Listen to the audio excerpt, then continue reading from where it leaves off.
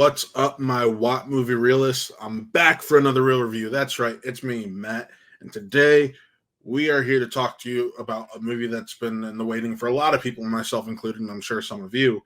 33 years? Yeah, 33 years because it came out in 91. Or no, it came out much longer than that. Oh my god.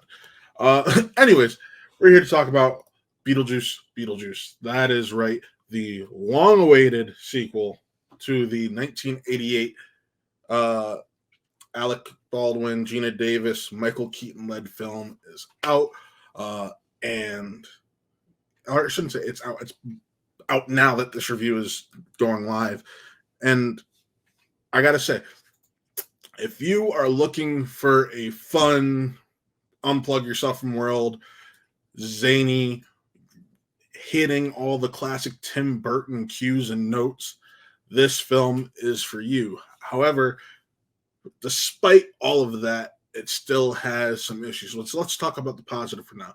The positive: Michael Keaton, Catherine O'Hara, Winona Ryder, Jenna Ortega. The main core of this cast is fantastic. I absolutely loved it. I loved being able to spend time with just the whole Dietz family again. I loved getting to spend time with Lydia and now getting to meet her daughter Astrid and then getting to spend time with her stepmother Delia again. It was fantastic. It's interesting to see how Lydia's gift, or it's now called her gift, has evolved, because before we thought that she was just able to see the Maitlands from the first film, but now it turns out she's just able to see all these random ghosts, and that's really interesting. And considering some of the tragedies that she's gone through, it's weird how her power can work sometimes. And all of that comes to a head when her stepmother Delia calls her to inform her that her father has died in a tragic accident in the most Tim Burton way possible. I will say that for you for the film. But she now has to go scoop up her estranged daughter, Astrid, played by Jenna Ortega, and our adventure goes off. Lydia is now this like TV medium with a show called Ghost House. She finally sold out like Delia wanted her to back in the day, and has made a real name for herself. Now, the three of them, it's a story about grief and getting over grief, but the three of them, along with Lydia's boyfriend, played by Justin Theroux, are now just in this weird space for the funeral, which is just 2 days before Halloween, and partying and just, all the Halloween activities that go around there. I thoroughly had fun with this movie, and I'm gonna just nail this home. I had fun with it because I enjoyed those performances. And before I really get into the rest of it,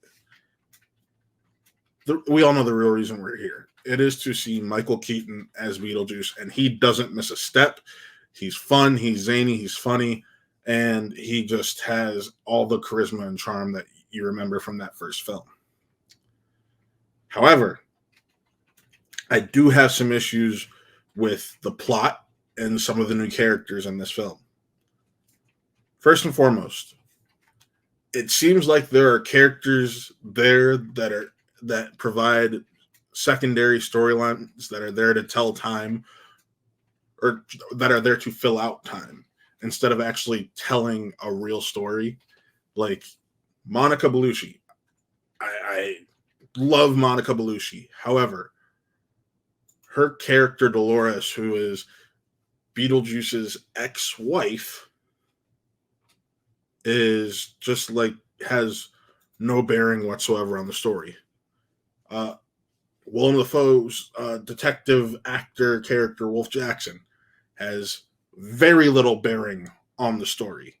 And Justin Theroux, other than being this slight wedge and annoyance for Lydia as her kind of annoying manager boyfriend, has very little to do with this story. And I think when their plots are going on screen, that is when the movie is at its weakest.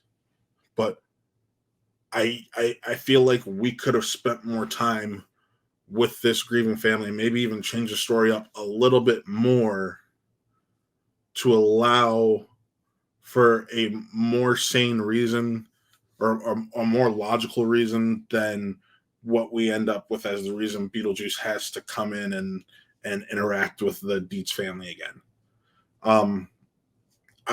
That's really all I can say without going too deep into spoilers.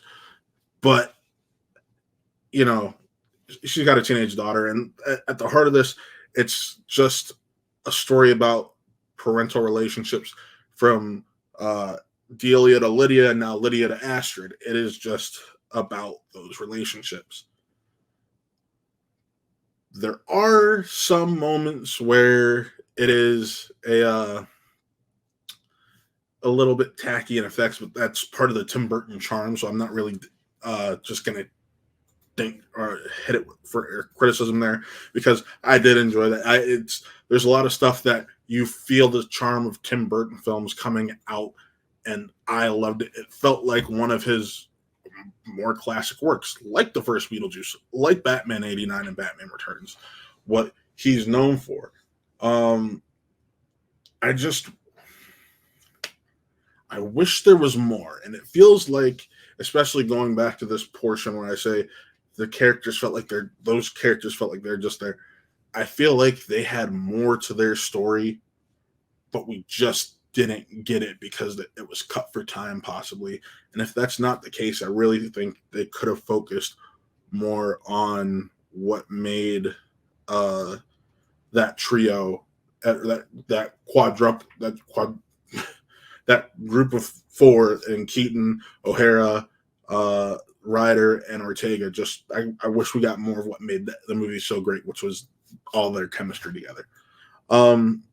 So if I'm having to give this a rating out of 5, of course, I'm going to give this a 3.5 out of 5. Very solid movie, very fun, perfect for the spooky season, which we are now in. Yes, I am a Halloween begins September 1st type guy, and I really had fun with it. I'll probably go see it again because I had that much fun with it, because I can ultimately look past the warts that I feel like it has. So, with that, folks, are you going to see Beetlejuice this weekend? Let me know. I'm excited to hear your thoughts. Hit me in the comments. Did you see it? Did you like it? Did you go to one of the early screenings and check it out? What do you think?